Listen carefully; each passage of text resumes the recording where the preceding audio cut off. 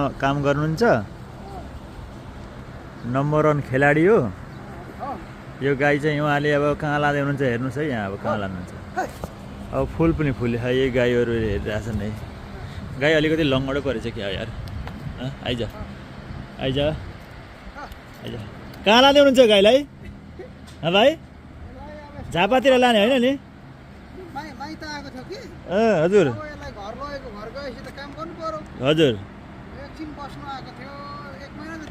हजुर।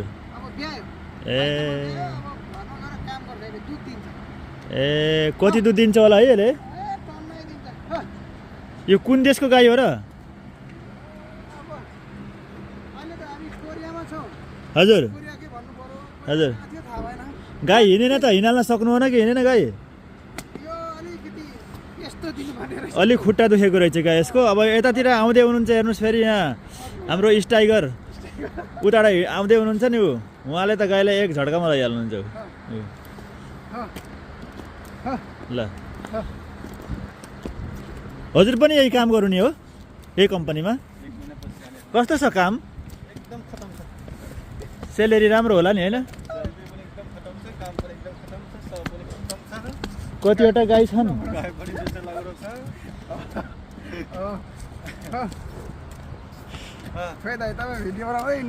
ए छोडिदिनु यार, म त पत्रकार हो नि।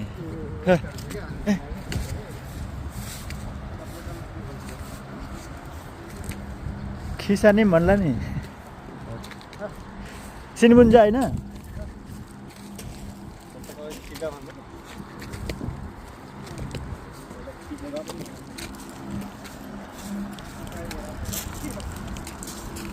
यी केटाहरू कोरियन भाषामा नम्बर 1 छ नै हो।